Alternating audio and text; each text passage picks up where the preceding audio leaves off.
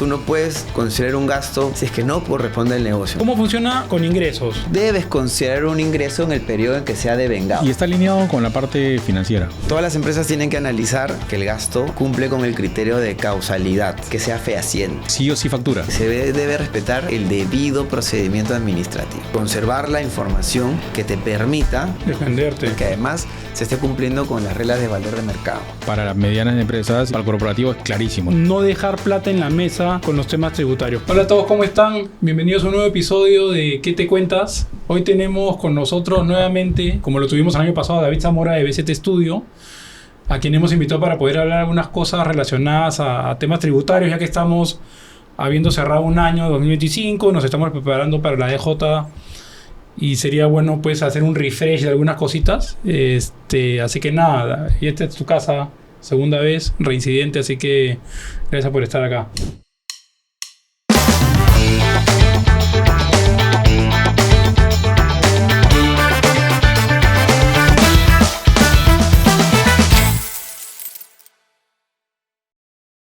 Un placer estar con ustedes nuevamente y comentar sobre temas tributarios, que es lo que nos apasiona. Y sin duda poder dar algunos consejos a todos los seguidores de Blue Box. Bueno, y de BCT Studio también. Y de BCT Studio también. Estamos próximos ya, o sea, como tú dijiste, ¿no? Cerrando un ejercicio fiscal y ya todas las empresas están empezando a preocuparse o prepararse ya para la campaña de declaración del impuesto a la renta, ¿no? El impuesto anual. Y es importante porque en este momento las empresas empiezan a construir la base de cálculo del impuesto a la renta, ¿no? Todos sabemos que las compañías tienen que tributar sobre su utilidad operativa, pero es una utilidad tributaria. ¿A qué me refiero con una utilidad tributaria? No necesariamente es la utilidad contable. Correcto. ¿Por qué? Hay algunas situaciones como, por ejemplo, en qué ejercicio tú debes imputar un ingreso o en qué ejercicio tienes que imputar un gasto.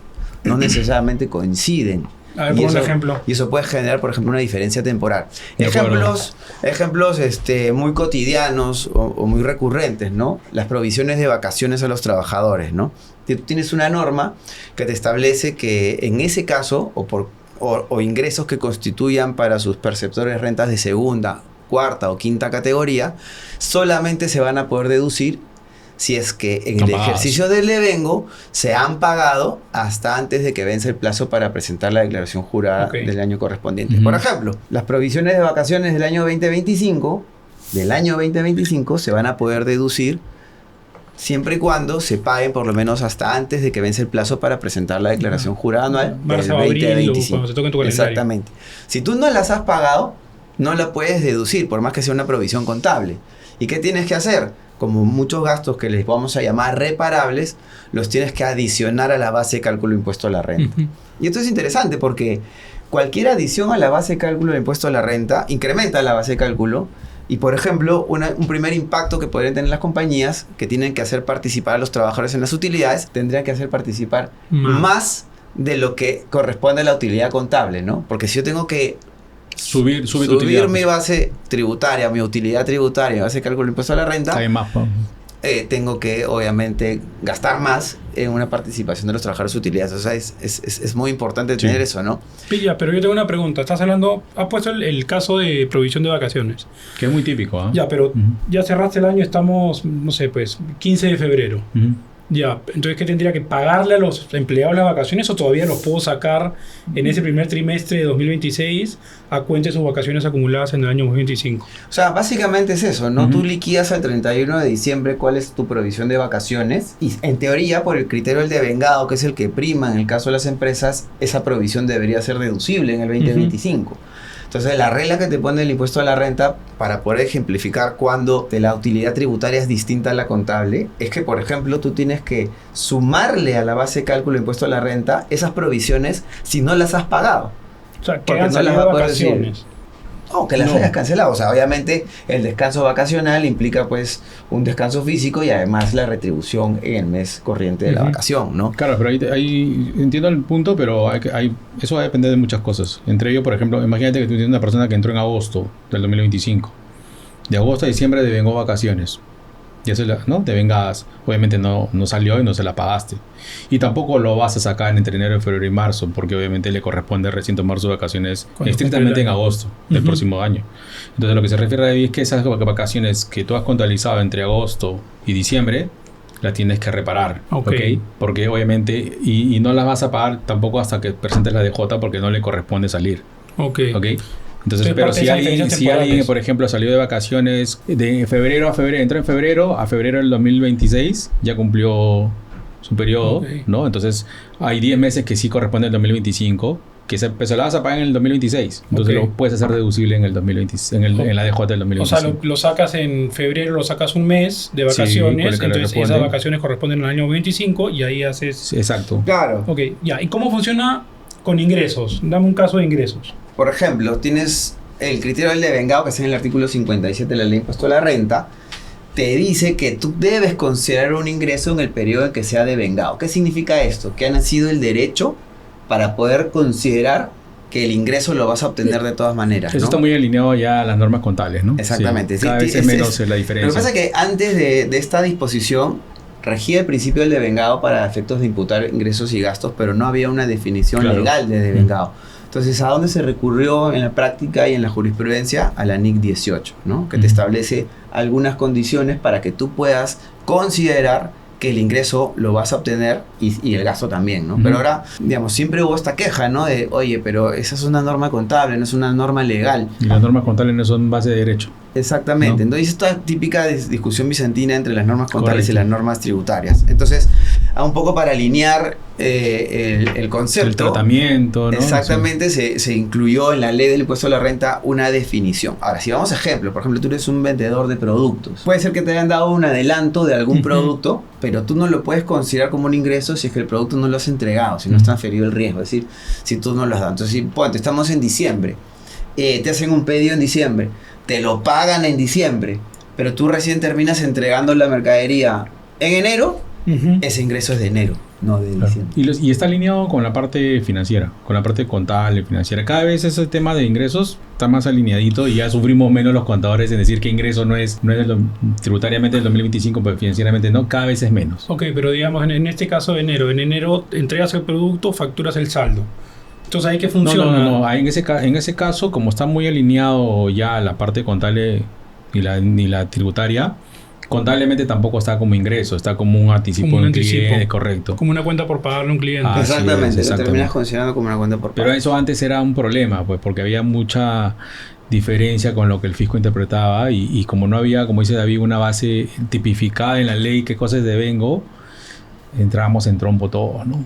Claro, era una discusión, sí. ¿no? Pero finalmente, y esto ya está un poco alineado, como dice Leo, ya está en la ley de impuesto a la renta y hay que considerar, pues, el primer análisis que yo debo hacer para construir o elaborar mi declaración jurada es analizar si los ingresos que voy a declarar están devengados en el ejercicio, tan igual como los gastos. Correcto. ¿No? En base al artículo 57 de la ley de impuesto a la renta. Eso cada vez es más alineado a lo contable, ¿no? El contable también es principio de devengado todo, ¿no? Como sabes, entonces tanto ingreso como gasto contablemente en principio de devengado. Y bueno, luego el siguiente análisis que yo haría, por ejemplo, principalmente en los gastos, que hay una regla importantísima que es la principal, si es que el gasto cumple con el criterio de causalidad. ¿Qué es el criterio de causalidad? Tú siempre me recalcas eso, ¿no? Sí. Que sea básicamente, causalidad. ¿Pero lo cumple?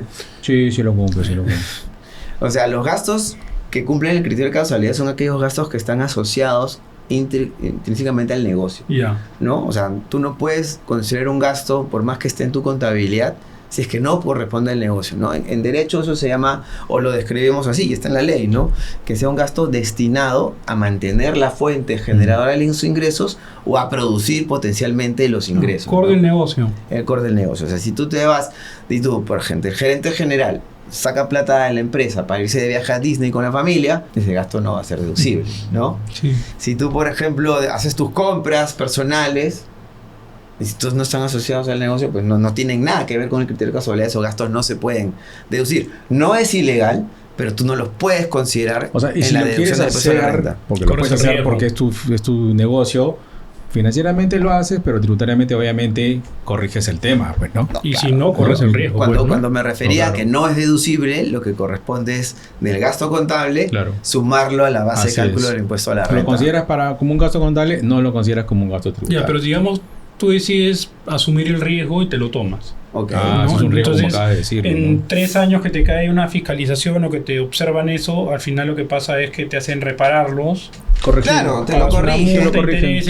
Y eso es lo que conoce como un reparo, ¿no? Sí. Si tú lo mantienes como gasto deducible, estás asumiendo una contingencia. Claro, ¿no? exacto. Entonces, y es más, si eres una empresa que es auditada por alguna de las Big Four, por ejemplo, o las empresas de auditoría que necesitan hacer auditorías... Te lo van a observar también. Te lo van a observar, te van a levantar la bandera roja y te van a advertir, ¿no? Sí, es que haces auditoría tributaria, pero en auditoría financiera la auditoría financiera tiene una parte que te revisan la de J. Claro, ¿sabes por qué? Ya que quien te está haciendo la revisión tiene que anticiparte que esa proyección que tú tienes de ingresos va a ser real en un tiempo. Entonces, si eso no se va a dar porque tienes una contingencia, te lo van a advertir. Oye, pues esto va a ser, por eso se llama contingencia, porque en algún momento se puede materializar.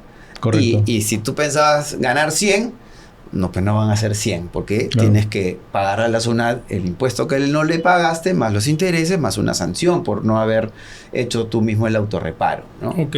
Correcto. Entonces, consejo, todas las empresas tienen que analizar si sus gastos cumplen con el criterio de causalidad, ¿no? Yo puedo tener un gasto que obviamente que cumple el criterio de causalidad, pero formalmente no tiene una factura. ¿Es normal? No. ¿Puede pasar eso o no?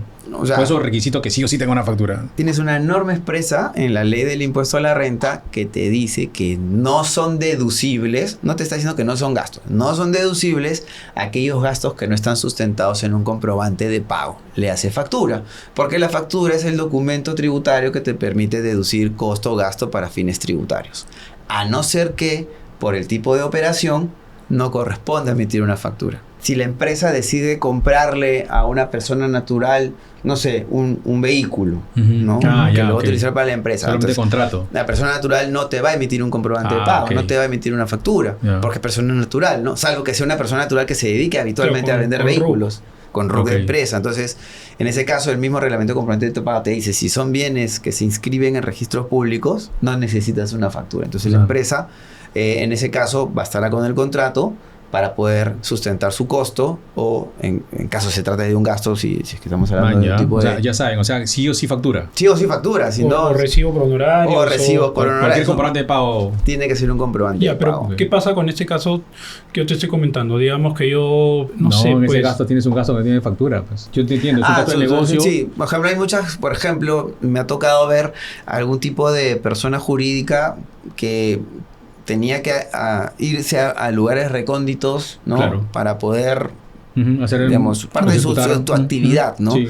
Y en esos lugares, pues evidentemente no te dan comprobantes de pago, ¿no? O sea, incluso no están bancarizados muchas veces. Ni bancarizados. Estoy hablando, por ejemplo, que tenían que subirse a una embarcación. Un peque-peque. Un peque-peque y recorrer un alquiler. 5 o 7 horas de camino, pagar la gasolina, pagar que te conduce, maneja y no te va a dar un comprobante de pago. Entonces esos gastos no los puedes deducir. Los tienes que adicionar sí o sí, ¿no? Así sea, digamos... necesarios para la actividad del negocio. Claro, así sea parte de tu core tener, digamos... Por eso la pregunta que le hice, porque también tenía esa duda, ¿no? Entonces... Mira, por ejemplo, otra contingencia que se te puede generar por tener gastos sin comprobante de pago, y eso está pasando mucho en las auditorías de SUNAT, es que además de no deducir el gasto o reparártelo, te dicen que tienes que pagar el 5% de ese gasto porque se presume que es un dividendo de los accionistas. Pero no fue a mi cuenta. Pero imagínate que yo soy el accionista, pero no fue a mi cuenta bancaria. ¿No? No importa. ¿No importa? Porque tú puedes sacar plata y depositar en la cuenta de un tercero también. Pero ¿qué pasa? Pero si le hice transferencia bancaria... Eso es una buena observación, porque lo que te dice la norma para que se aplique esta sobretasa, que es en el fondo una sanción por retirar dinero de la empresa sin un adecuado sustento, es cuando ese retiro no tenga un control tributario por parte de la SUNAT. Es decir, no sabes de dónde fue a parar la plata. Ejemplo, si te subas a un peque y le pagaste en efectivo, ya entonces, pues. Y eso lo contabilizas, sí, claro, tienes que contabilizarlo, sí o sí. Definitivamente vas a tener que reparar tu gasto, y como no hay cómo controlar a dónde fue a parar. Pero si lo yapeo, ya controlo de alguna manera, ¿no? Podría ser, eso es un buen punto, ¿no? Ahora el yape hoy en día es una herramienta que te permite trazabilidad, además. Exacto. Hay una trazabilidad que te puede servir para poder inclusive desvirtuar o detectar desbalances patrimoniales. Y en ese caso demostrar que el dinero no fue el accionista, sino fue un tercero, ¿no? Claro, ¿no? Igual aunque hay un tercero y no hay un documento que acredite por qué fue la salida. El fisco siempre te va... Es una presunción que establece la norma, ¿no? Entonces, si no tienes cómo probar en contrario, te va a tocar pagar ese 5% adicional. Yo en algunos casos que me ha caído así, salí a explicar que ese dinero no había ido al accionista, sino a terceros relacionados al negocio, ¿no? Pero que no había comprobante de pago.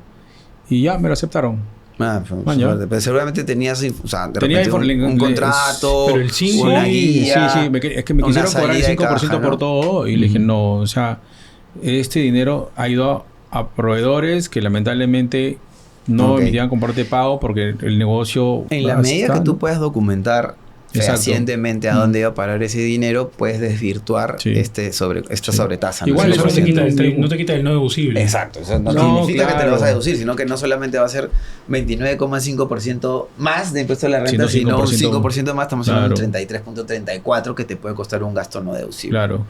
¿No? Esto nos da pie a hablar de otro elemento que se está dando en la construcción de la base imponible, es que además que el gasto sea devengado en el ejercicio, que cumpla con el criterio de causalidad, es que sea fehaciente. Ese término esa palabra de fehaciente está en la ley de impuesto a la renta también, pero en la jurisprudencia ha terminado de llenarse de contenido, ¿no? ¿Qué ha hecho la jurisprudencia? Al momento pues de revisar una contabilidad, una declaración de impuestos, hace mucho tiempo había la costumbre o la mala costumbre de generarte gastos bajo el concepto de asesorías, ¿no? Una factura por asesoría y tenías tu contrato de locación de servicios, listo, está sustentado mi gasto. Entonces la administración tributaria, y creo que el trasfondo de lo que se busca con esto, es ir más allá de los documentos, más allá de los contratos. Es más, la jurisprudencia te ha dicho que para verificar si un gasto es real, es decir, fehaciente, no basta con tener el contrato, no basta con tener la factura, no basta con tener la bancarización ni la detracción inclusive, sino tú tienes que demostrar a la administración tributaria que ese gasto se ha dado en la realidad, es decir, en el mundo fenoménico. Pero si ya tienes todo el resto, ¿cómo puedes probar? ¿Qué más te falta para probar fehaciencia? Si tú has contratado una asesoría, ¿no? Elaboración de un plan comercial, o una estrategia de mercado, un estudio de mercado, ¿no? Por citarlo así. Tienes tu contrato, pero por lo menos tiene que haber un informe, ¿no? Por lo menos, Tiene que y es más, personal a veces ni siquiera se queda contenta con el informe. Te pide te hace requerimientos de dónde han estado los insumos que tú le has dado, dónde están las conversaciones, dónde están, etcétera y etcétera, ¿no? Por ejemplo, a mí me pasó una vez con un cliente que le observaba a la administración tributaria sus gastos de service desk. ¿Qué es el service desk? Tú contratas a una empresa de TI, por si no lo tienes in-house, y cuando tienes un problema con la computadora, llamas, levantas un ticket, se conectan y te lo tratan de resolver, ¿no? O a veces venía un colaborador de esta empresa a tu oficina porque seguramente había un problema con el hardware y te lo reparaba. Entonces tenías la factura, tenías el contrato, tenías los informes y los reportes, pero le preguntaron, oye, pero no tenemos una lista ¿de qué hizo? De las personas que o los tickets, fueron, o los tickets, y qué se hizo, ¿no? Y obviamente no hubo fehaciencia desde la perspectiva de la administración tributaria. Y eso nos da pie a hablar de un poco de derecho, ¿no? Un procedimiento de fiscalización es un procedimiento administrativo y como tal debe regirse por principios que, digamos, fundamentan el actuar del Estado hacia los particulares. Debe respetarse algunas cosas que de lo contrario pues sería muy arbitrario, ¿no? Por ejemplo, el principal requisito que debe cumplir una auditoría es que se debe respetar el debido procedimiento administrativo. ¿Qué significa? De hecho, lo han escuchado en noticias, en las teles, de que no hay un debido proceso, ¿no? ¿Qué significa un debido proceso? Pues, entre otras cosas, para ponerlo en claro, es que al contribuyente se le tienen que dar las garantías de poder llevar adelante una fiscalización respetando sus derechos. Por ejemplo, me pasó una vez, viene de la administración tributaria, estaba realizando una inspección a una compañía muy grande que tenía operaciones en todo el Perú, quería revisar, y sus transacciones eran diarias, ¿no? Quería revisar todos los gastos en los que había incurrido la empresa durante un año. Pero no solamente quería la información contable, quería contratos, quería comprobantes de pago, fehaciencia, o sea, es decir, cómo está sustentándose en la realidad del gasto. Y le dio solamente 5 días para tener la operación. Era imposible, o sea, para empezar, la información ni siquiera estaba en la empresa, la tenías en estas compañías que te almacenan documentos, ¿no es cierto? Coordinar el recojo de esos documentos, el traslado, ubicar un espacio donde entre toda la información iba a tomar más de 5 días. O sea, solamente la coordinación logística para tener los documentos, prácticamente, entonces le dio 5 días. Entonces salta una pregunta. ¿Se estaba respetando el derecho de este contribuyente a un debido procedimiento? ¿Se estaba vulnerando un principio del derecho administrativo? ¿Qué haces en esos casos? Te tienes que quejar. Tienes que levantar la mano y presentar una queja, ¿no? Tienes que tener una cita con el supervisor del auditor para que se evidencie y transparente esta conducta arbitraria. O sea, digamos, no estamos jugando en las mismas condiciones, porque además de no cumplir con el plazo, la administración tributaria te sanciona. Te mete una multa. Te mete una multa. Inclusive, corres el riesgo de que te termine sobre base presunta, ¿no? ¿Qué significa base presunta? Ya no sé, no me quieres dar tus gastos, no me quieres la información, yo te voy a decir cuánto te correspondía de gastos según un estudio, un análisis de mercado, etcétera, etcétera. Entonces, mucho cuidado con el tema de la fehaciencia, ¿no? Mi consejo sería que se vaya documentando. Nunca es suficiente. Lo más que se puede. Bueno, sí. Lamentablemente, en las auditorías que me ha tocado ver, los contribuyentes son empresas, claro. Su dinámica es muy rápida, a lo mejor la manera de interactuar con sus proveedores o con sus clientes ya es más digital que otra cosa. Y aceptan WhatsApp, conversaciones por WhatsApp, esa cosa. Sea, tú puedes presentar la conversación por WhatsApp, pero a veces no te lo aceptan, ¿no? Te dicen, ¿no? Yo lo mandan a notariar. Y aunque lo mandes a notariar, ¿no? Entonces te dicen eso no es suficiente. ¿Y qué pasa? Empiezan a observarte operaciones porque para la SUNAT no se cumplió el principio de fehaciencia o el criterio de fehaciencia. Es más, una vez me tocó algo bien curioso. Estábamos en una auditoría y el auditor nos dijo claramente: no, sí les creo que el gasto es real, no me viene porque había contrato, había un informe. Pero para fines tributarios no hay fehaciencia. Entonces, oye. Ya, pero también no hay fehaciencia, ok, ya. Pero otra cosa también que puede pasar es que no hay consistencia en la forma como SUNAT regula o fiscaliza estos temas, ¿no? Eso depende del auditor que te toca. Exactamente, es un buen punto. Si bien es cierto, tenemos un reglamento de fiscalizaciones de la SUNAT, es una norma que no contempla derechos o principios a favor del contribuyente. Tienes que recurrir a una norma supletoria que es la ley de procedimiento administrativo, y obviamente un auditor se va a regir solamente por ese reglamento, y este reglamento acaba de ser modificado. Hay que tener mucho cuidado porque, por ejemplo, ahora los auditores SUNAT tienen la facultad de poder acceder a la información contable directamente. Entonces te pide un usuario y clave ahora. Tienes que darle un usuario y una clave. Entonces eso es un poco ya abrir la intimidad de la empresa, ¿no? Una cosa es, si bien es cierto, ellos tienen la facultad de hacer un análisis y una investigación exhaustiva, te tiene que pedir la información y tú tienes que tener la posibilidad también de otorgarla, pero ya acceder directamente me parece a mí particularmente una intromisión un poco delicada, ¿no?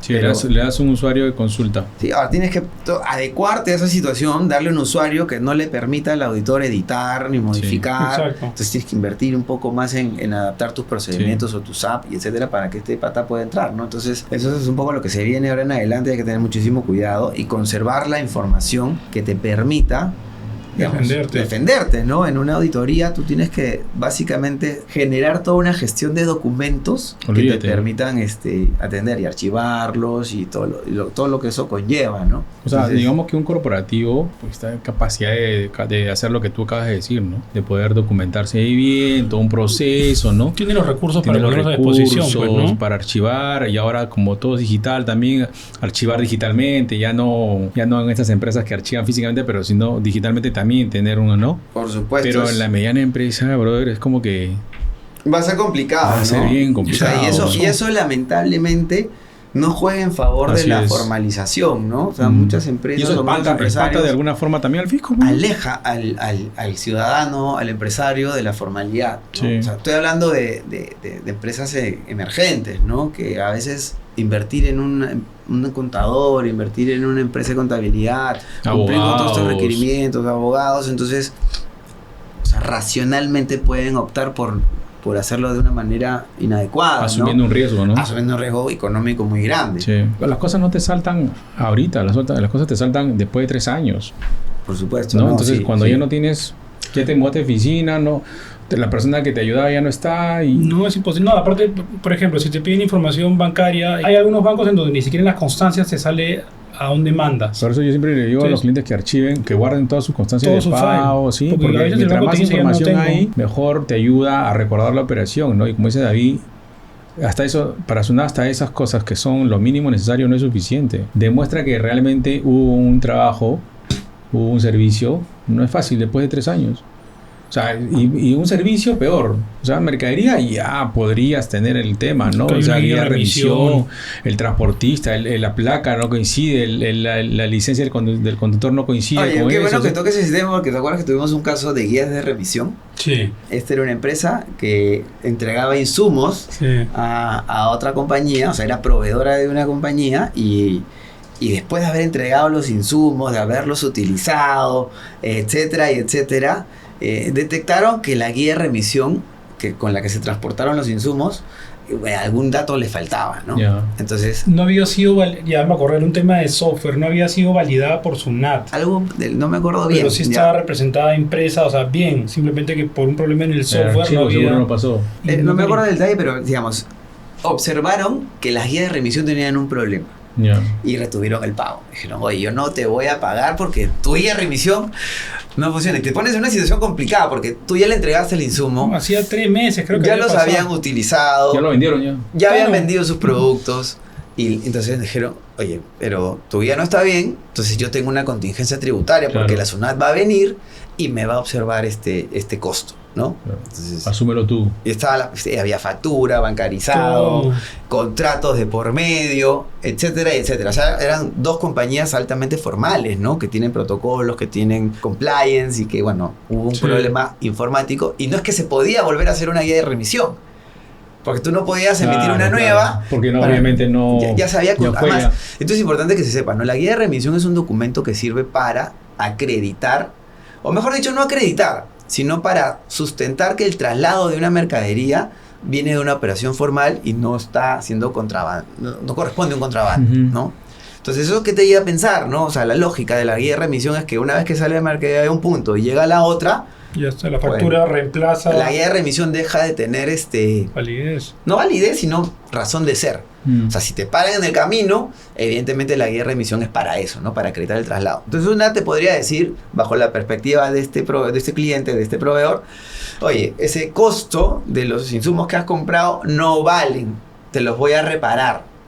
A pesar de que tiene un contrato, a pesar que tiene la orden de compra, Para a tu pesar de que cliente, tiene- ¿no? Para tu cliente. Claro, para el cliente, ¿no? Ujú. Bueno, tuvimos que reunirnos con ellos y explicarles lo siguiente, que en ninguna parte de la ley del impuesto a la renta te dice que el costo se sustenta En la guía. con la guía de remisión. Lo que te dice la ley de impuesto a la renta es que el costo se sustenta con una factura y los documentos que acreditan la fehaciencia de la operación. Entonces, si no tienes guía de remisión o tu guía de remisión por alguna razón No fue adolece de un válida. requisito, eso no significa que la operación no exista, eso no significa que la operación no sea fehaciente, eso no significa que el costo no exista, Claro. ¿no? Y legalmente hablando, no ilegal, sino legalmente hablando, no hay sustento para decir que porque la guía tiene un problema, el costo no va a ser aplicable al momento de venderse el producto, Sí. ¿no? Entonces, esas son cosas que hay que A tener mí en me ha cuenta en la tocado fiscalización. en algún momento, por la complejidad de la operación, invitar al auditor SUNAT al lugar para que vea en qué consistió el trabajo. La La instalación, ¿dónde está? Mira, facturas grandes, millones, ¿no? Entonces, mira, te invito al... ¿Le has invitado a ir nomás? ¿No le has invitado a otra cosa? No, locutor? ahí no, Ah, ya. no, man. Fueron como 3, pero eso Bueno, fue el depende, equipo, pues, fue el ¿no? equipo de auditoría. Si tenía que probarle la ciencia, lo Fue el equipo de auditoría de SUNAT a verificar, esto era, sí, eso era un tema tan técnico Sí. que había que probar, eso es el mira, eso es. Ya, Toda pero- esa instalación es. Entonces, ok, ya, hasta ese extremo. Pero ya, ese tema de la fehaciencia, yo creo que también va un poquito, o bastante mejor dicho, con estas empresas que tienen o no tienen capacidad operativa. Entonces Sí, incluso claro. puede ser fehaciente, pero si esa empresa no tiene capacidad operativa no te puede... Pero no, y ahí estás hablando de otra cosa, creo. Es ¿ah? otro punto muy, Sí, sí. muy interesante, Sí. el de la... Sujetos sin capacidad operativa. Exactamente, porque hace mucho tiempo esta norma no existía, pero se daba en la realidad de que en muchas auditorías SUNAT observaba que un contribuyente no tenía un capital, Claro. digamos, para justificar la compra de su mercadería, no tenía personal suficiente para Claro, atender atender sus requerimientos, entonces imputaba que la transacción era Real. irreal, ¿no? Oye, tú no tienes la plata para comprar esa mercadería, tú no tienes gente en tu planilla, etcétera, etcétera, ¿no? Pero sin embargo sí tenía las ventas, ¿no? Y, por ejemplo, esto lo vi en una empresa del curso de rubro textil, ¿no? Que puede en una parte de la cadena de valor no tener ciertas formalidades, pero en este caso no era así. Caso que había pasado, era una empresa que efectivamente tenía un capital que nunca se regularizó, nunca se aumentó, era el capital inicial, No. que era muy chico, pero o sea, en su balance tenía un patrimonio interesante. Sí es verdad que esta empresa había incumplido ciertas normas laborales, es decir, no incluir a sus trabajadores en la planilla, los tenía con recibo por honorarios, por Pero eso los tenía, pero no aparecía, claro. ¿no? Pero igual Y- aparecen los recibos de honorarios, ¿no? Sí, pero SUNAT decía, no tienes trabajadores. Y lo más curioso es que este era un empresario bien hábil, porque en realidad no necesitaba capital directo, él, porque el capital... Cruzaba capital. Exactamente, le pedía a sus prestaba. clientes un adelanto, Exacto. le adelantaba a su proveedor, el proveedor le entregaba la mercadería, se le entregaba a su cliente y se terminaba de pagar todo. Claro. Entonces, lo que pasó al final, porque fue una controversia, fue un procedimiento contra la SUNAT, el tribunal, citando casos anteriores muy similares, señaló lo siguiente, el tribunal fiscal dijo que el hecho de que un proveedor, de este caso, no cumpla con normas laborales o no cumpla con tener una contabilidad sincerada, por así Sí, pues. decirlo, no genera por sí mismo la observación de que la operación no sea real. O sea, lo que ahí se le combinó a la administración tributaria y nació el criterio de que tiene que hacer una investigación exhaustiva, hacer cruces de información, ir a buscar al proveedor, ver si efectivamente nada, porque el que recibe la factura no se tiene que ver perjudicado por el incumplimiento formal del otro, claro, ¿no? claro. Pero tenía contratos, tenía bancarización, tenía todo lo demás, ¿no? Órdenes de compra, etcétera, etcétera. Pero hasta ese punto podría ir la administración tributaria. Sí, pero es claro. súper importante documentar todas tus Y transacciones. ahora, ¿no? incluso con este tema del sujeto sin capacidad operativa, es como que con quién contratas. Tiene que ser toda una compliance. Una- Más, no sabes, oye, tú lo sabes, Leo, que hoy en día la administración tributaria tiene una base de datos de contribuyentes Claro. según puntajes, Sí, sí. ¿no? Y eso es, desde el plano jurídico es un poco cuestionable porque de alguna manera vulnera tu reputación empresarial, ¿no? Te puede de alguna otra manera generar Sí, pues. una sensación de que, por ejemplo, ¿no? Tienes un bajo puntaje porque tal vez esta empresa pidió alguno que otro fraccionamiento, ¿no? Pero si paga, Claro. ¿por qué no? Exactamente. Exacto. O sea, Esas son cosas además, que... tú me permites pedir fraccionamiento. Exacto, o sea, pero te califican con bajo puntaje por eso. Entonces, si te das cuenta, la reputación de alguna manera se ve perjudicada. Claro, Entonces, claro. creo que hay una oportunidad de mejorar ese procedimiento si es que lo que se busca... Cada vez tiene más poder, ¿no? Cada vez tiene más información. Yo le he pasado a revisar la lista de los sujetos sin capacidad operativa, coincidencia que muchos de ellos están No es relacionados... ¿no? Oye, ni BZ estuve. No, ya. Esperemos. Pero muchas están relacionadas al sector construcción. Pues muchas. que es más fácil. Claro, casualidad, el 90 y tanto % están relacionadas al sector construcción. Te das cuenta por dónde va también el tema, ¿no? Bueno, es verdad que sí hay Hay algunos sectores que sí ameritan pues un mayor control, pero correcto. justos pagan por pecadores, Sí, pues, lamentablemente, al final ¿no? terminan pagando por algunos que no deben.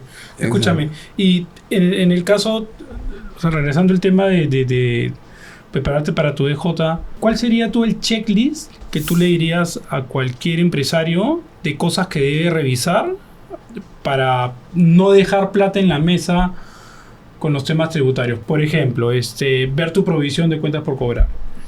Ya, No, pero que son varias cositas. O sea, ¿ah? mira, pero no está bien. La provisión de cuentas Como que por los cobrar quick wins. puede ser recurrente en algún rubro determinado donde hay altos índices de morosidad, por ejemplo, lentitud en la cobranza, qué sé yo. Sí, esas provisiones sí son deducibles, ¿no? O sea, si tú tienes alguna factura que te la están debiendo, has intentado cobrarla, mandado cartas notariales, has revisado una Infocorp que le vea a medio mundo, etcétera, Claro, etcétera. son deducibles, pero ojo, en la medida que cumplan los requisitos tributarios, ¿no? Sí, claro. Claro.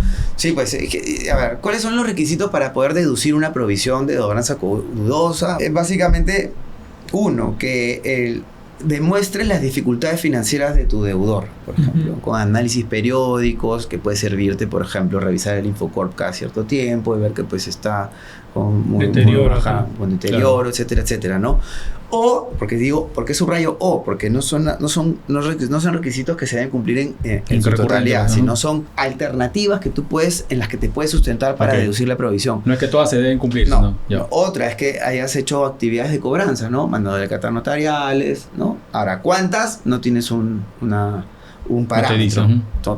Que sean varias en todo caso, ¿no? Ya puedes deducir. Que le has hecho procesos judiciales, le has iniciado procesos judiciales, etcétera, etcétera. Y la que es la más segura de todas es que tenga más de 12 meses de vencida. Si la factura tiene más de 12 meses, ya está. Para el gasto, ¿no? Para el gasto. Sin que hayas hecho lo otro. Sin que hayas hecho lo otro. Okay. Tiene más de 12 y es una deuda que se puede provisionar. Ojo, hay un requisito formal que cumplir, que es que la provisión tiene que estar discriminada en libro de inventarios y balances. Sí. Si no está, vale, te lo exige la misma norma, podrías tener observación. Ahora, jurisprudencialmente ha habido casos en donde ya no la tenía discriminada ese documento, pero tenía un libro auxiliar legalizado. Con el mismo asiento contable, hacerlo uno por uno. Exactamente. Pues, ¿no? Ya está. Pero va a depender mucho de cada auditor, pues, qué tan flexible es ante esa situación, qué sé yo, ¿no? Pero porque hay empresas que no están obligadas a llevar el inventario y balance, por ejemplo, ¿no? Ya lo hago uno por uno, pues en el libro diario, ya está. Exacto. Entonces, ¿no? esto... Ya, entonces, una es provisión de cobranza. No. Yo te diría, el checklist sería lo siguiente: ver si el gasto está debidamente imputado según el criterio del devengado, ¿no? Ya. Por ejemplo, o el ingreso. Que además, verificar que se cumple con la causalidad, ¿no? Empezar a discriminar aquellos gastos donde puede haber una zona de gris, ¿no? Que tenga un comprobante de pago, ¿no es cierto? Que se haya cumplido con la bancarización. Correcto. Que además tenga la documentación para acreditar la fehaciencia. Si estamos hablando de gastos en favor del personal, que se cumpla con el criterio de generalidad, lo cual no significa que tiene que beneficiarse a toda la empresa. Estoy hablando, por ejemplo, gratificaciones extraordinarias o bonos, ese tipo de cosas. No se le da todo. Participación en las utilidades adicionales, ¿no? No las legales. Haberlas pagado, buen punto, que son rentas de quinta, haberlas pagado. Y básicamente eso, ¿no? Y la última que yo sugeriría revisar es que además se esté cumpliendo con las reglas de valor de mercado, ¿no? Ok. Porque la norma te exige, ¿no? Oye, todas las operaciones o transacciones tienen que reconocerse para fines tributarios a valor de mercado. Vamos a llegar a un ejemplo extremo para poder entender esto del valor de mercado. Yo, desde la perspectiva del derecho civil, te puedo vender mi casa a 2 soles si quiero. Nadie me lo va a impedir, estaré loco, pero legalmente hablando te puedo vender mi casa en 2 soles, jurídicamente hablando.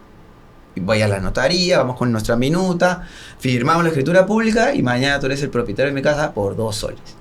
Pero para fines tributarios, yo he debido reconocer esa operación, por lo menos al valor de tasación, aunque solamente te haya cobrado 2 soles. Y mis impuestos, si es que corresponde por esa operación, los tengo que calcular sobre el valor de mercado. No sobre los 2 soles. No sobre los 2 soles. Algunos dicen que el valor de autovalúo es el valor de mercado. No. Para fines el valor de autovalúo va a ser cálculo para otro impuesto, que es el impuesto predial. Sí. Pero para el fines del impuesto a la renta, el valor de mercado en las operaciones que no son entre partes vinculadas, por ejemplo, en el caso de inmuebles, es el valor de tasación. Okay. En el caso de valores mobiliarios, somos socios y te quiero vender mis acciones y no llegamos a cumplir con el criterio de vinculación, el valor de mercado será el que acordemos las partes o el valor patrimonial el que resulte mayor. ¿No?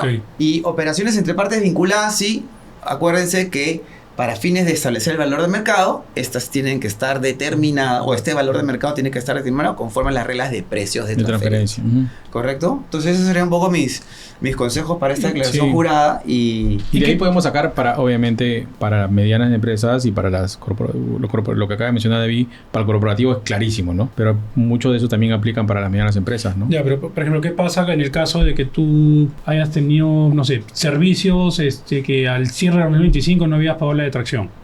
¿Te lo puedes tomar? No, la detracción es un tema de IGB. Es un tema de IGB. No para el impuesto a la renta. El impuesto a la renta tú necesitas que el gasto esté devengado, cumpla con la causalidad, tengas tu factura, haya fehaciencia, ¿no? Que eso ya es un terreno muy complejo y que se cumpla con el valor de mercado, ¿no? Por ejemplo, ya hubo un tiempo en la práctica de auditorías tributarias que, por ejemplo, un gasto no estaba en la contabilidad de la empresa, pero sí estaba en la declaración jurada. Vía deducción. Vía deducción. Entonces viene SUNAT, me tocó una auditora muy rígida la persona y decía, no, ese gasto no se puede decir porque no está en la contabilidad. Y la primera pregunta es, ¿en qué parte de la ley de impuesto a la renta te dice que para deducir un gasto tiene que estar contabilizado? Y ahora, o sea, es verdad. Explícame eso como para Damos. Como para ti. Como para mí. Eso es increíble, la verdad, pero es irreal. O sea, pon un ejemplo puntual. Con manzanitas. O sea, pero pon para entender. Ya, llegó un gasto a la compañía, el contador se olvidó de registrarlo en el registro de compras, en el libro diario, qué sé yo, pero sí es un gasto real y cumple con haberse devengado. Y lo metió de frente en la declaración jurada. Vía DJ. Sí. Vía deducción. No está en tu libro contable, no está en tu registro de compras, nada. Cerraste la contabilidad todo y te olvidaste de contabilizar eso. Esa factura te olvidaste de contabilizarla. Lo metiste como un ajuste después. Exacto. En el cálculo de DJ te tomas ese beneficio. Eso se puede hacer. Pero el problema en esta auditoría es que SUNAT alegaba de que porque no esté registrado en la contabilidad, no se puede deducir. Pero en realidad, desde una perspectiva legal, ese no es un requisito para la deducción.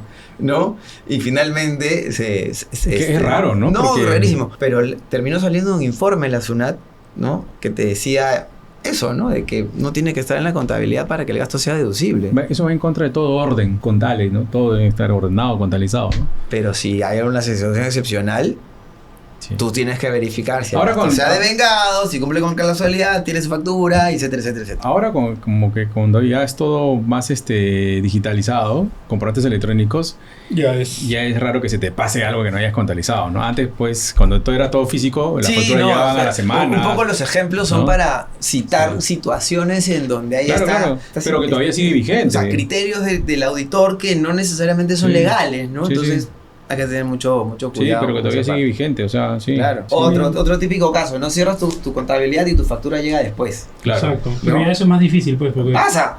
Y no lo creas, es más común de lo que tú te imaginas. Y viene SUNAT y te dice, bueno, como esa factura vino después del cierre del ejercicio, no es deducible.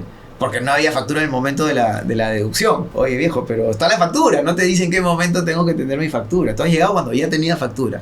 Bueno, salió un informe después de que si esa factura la tienes antes de presentar la DJ, pasa. Ya, bueno, ni siquiera con el informe, así no sea del periodo, ponte 2025. La emitiste en febrero, pero corresponde a un gasto del ejercicio pasado. No, es un gasto del 2025, pero en la factura la emitió en febrero, pero en la descripción dice que es un gasto del 2025. Claro, y tienes cómo probarlo, ¿no? Claro, tienes cómo probarlo. No, que no es un gasto del año 2026 que vas a meter la DJ del 2025, no, pues. Salvo que sea un gasto del cual yo no tenía conocimiento y lo puedo imputar en el ejercicio del no devengo, siempre y cuando lo provisione y lo pague. Por ejemplo, ¿no? Estás discutiendo con tu contraparte sobre el importe de un arrendamiento, ¿no? Imagínate que el arrendamiento se termine sobre cálculos variables. Okay. Y resulta que cierras el ejercicio y nunca me puse de acuerdo. Y estuvimos en una discusión, de repente esto lleva a un juicio, llegamos a una transacción, o pierdo yo el juicio y me dicen, oye, David, sí tenías que pagar ese cálculo que te había señalado tu contraparte. Ok. Ahí sí lo metes contra ese ejercicio. No puedo meterlo en el ejercicio del devengo porque no sabía que iba a tener ese gasto, estaba en discusión. Lo puedo meter en el gasto en el ejercicio en que lo conozco. Para eso tenemos a David acá hoy día, para que nos haga recordar, ya en temporadas de declaración jurada, todo lo que debemos tener en cuenta, ¿no? Bueno, nada, creo que nos ha quedado corto el tiempo. De hecho, quedan un montón de cosas para conversar. Ojalá podamos contar contigo nuevamente este año. Encantado. Para hablar de algunos cambios interesantes que se estén dando en la parte tributaria. Así que nada, y a los que nos siguen, si les gustó el capítulo, denle like, compártanlo y muchas gracias a David por también en sus redes, seguirnos. En BZ Studio. Le vamos a poner acá las redes para que también puedan seguirlos y cualquier cosa. Pueden escribir a David. Está ahí, encantado. Gracias, David. Hasta la próxima, entonces. Gracias.